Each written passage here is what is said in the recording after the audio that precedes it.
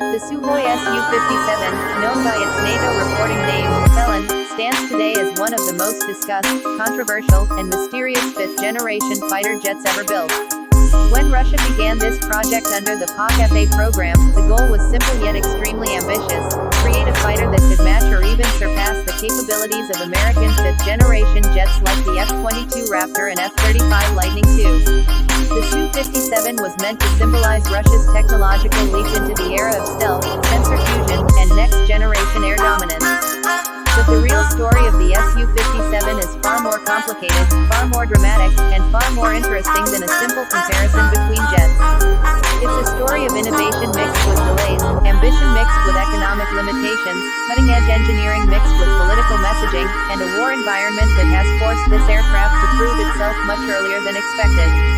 When the Su-57 made its first flight in 2010, the aviation world watched with great curiosity. Russia claimed it would be a true stealth fighter, capable of meeting and even beating Western designs. The airframe certainly looked promising: sharp edges blended with smooth curves, internal weapon bays to preserve stealth, large leading-edge root extensions for extreme maneuverability, and a massive internal volume for fuel, avionics, and payload.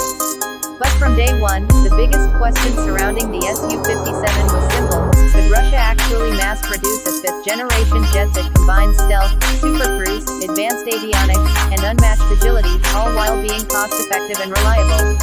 To understand what the Su-57 truly represents, we need to dive into its core philosophy. Unlike the F-22 and F-35, which heavily prioritize stealth above everything else, the Su-57 is designed with a hybrid philosophy. It aims to balance stealth, extreme maneuverability, high speed, long range, and multi-role flexibility. Russia knew it could not match the American stealth coding technology at the same level of precision, so instead, the Su-57's designers at Sukhoi embraced a different design approach.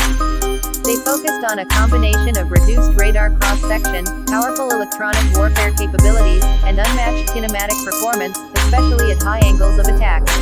The result is a fighter that might not be the stealthiest in the world, but one that is exceptionally versatile. The Su-57's airframe uses a large amount of composite materials, blended wing body shaping, and radar-blocking internal structures designed to reduce its frontal radar signature. While not as stealthy as the F-22 or F-35, especially from the sides or rear, the Su-57 compensates by carrying one of the most advanced electronic warfare suites Russia has ever built. This includes active jammers that can disrupt enemy radar, infrared reduction measures to reduce heat signature, and a smart sensor architecture that allows the aircraft to detect, identify, and track threats passively without giving away its own position. In modern warfare, stealth is not only about being invisible, it's also about staying ahead of the enemy's detection process, and the Su-57 tries to achieve that through a combination of physical stealth and electronic deception. One of the standout features of the Su-57 is its extreme maneuverability. Russia has always prioritized high agility in its fighter designs. From the Su-27 to the Su-35, Russian jets are known for pulling off breathtaking aerobatic maneuvers that Western jets simply cannot match. The Su-57 takes this legacy even further. Its 3D thrust vectoring engines allow the aircraft to perform incredible high-angle of attack maneuvers, sudden pitch changes, and extremely tight turns that give it an advantage. In close-range dogfights, combined with its large internal fuel capacity and ability to supercruise, fly at supersonic speeds without afterburners, the Su-57 is built for long-range missions across Russia's vast territory. But perhaps the most intriguing aspect of the Su-57 is its sensor system. The aircraft is equipped with a multi-band radar suite, including the N036 AESA radar, side-looking radars, and rear-facing sensors that provide 360-degree coverage. This is something unique among fifth-generation fighters. Most jets rely on a forward-facing radar, but Russia took a different approach. By adding multiple radars around the aircraft, the Su-57 can detect and track targets even when not facing them directly. It can also share data with other aircraft, drones, and ground systems, making it a key player in network-centric warfare. Additionally, the Su-57 carries one of the most advanced infrared search and track systems in the world, giving it the ability to spot enemy aircraft using heat signatures at distances where radar might struggle. This is especially useful when fighting stealth aircraft, as IRST can detect them without relying on radar. Weapons are another major highlight of the Su-57. missiles and bombs inside its internal weapon bays to maintain stealth while still delivering heavy firepower. These include the R-77M Beyond Visual Range Missile, the highly maneuverable R-74 Short-Range Missile, and even upcoming hypersonic air-to-air missiles designed for extreme range engagements. The Su-57 is also capable of carrying precision-guided bombs, anti-ship weapons, and even cruise missiles, making it a true multi-role fighter. The aircraft's future upgrades include the integration of the Su-57 with unmanned aircraft such as the S-70 Okhotnik combat drone. This drone fighter pairing is expected to transform Russian air combat doctrine, allowing the Su-57 to act as a command aircraft for loyal wingman drones that can perform reconnaissance, strike missions, or even shield the manned fighter from incoming threats. However, despite all of these impressive features, the Su-57's journey has not been a smooth one. From financial constraints to production delays, Russia has faced significant challenges in bringing this fighter to full operational capability. One of the biggest setbacks occurred in 2019 when a Su-57 crashed during a test flight, the first loss of this airframe.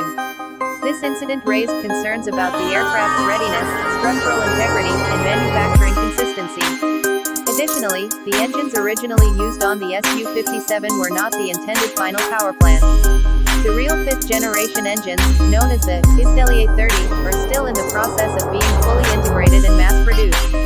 Until then, the Su-57 has been flying with modified engines based on the Su-35's power plant, which limits its true performance potential. Once the new engines become fully operational, the Su-57 is expected to have much better fuel efficiency, higher thrust, and improved stealth characteristics. Another challenge is the relatively slow production rate. As of now, only a small number of Su-57 units are in active service.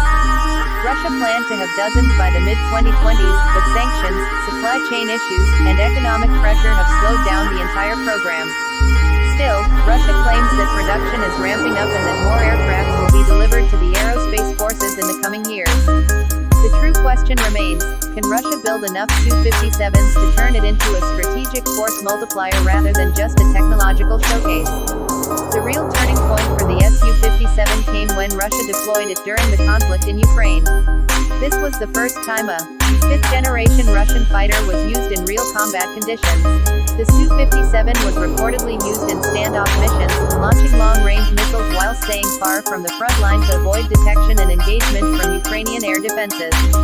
Russia also claims that the aircraft was used for electronic warfare operations and intelligence gathering.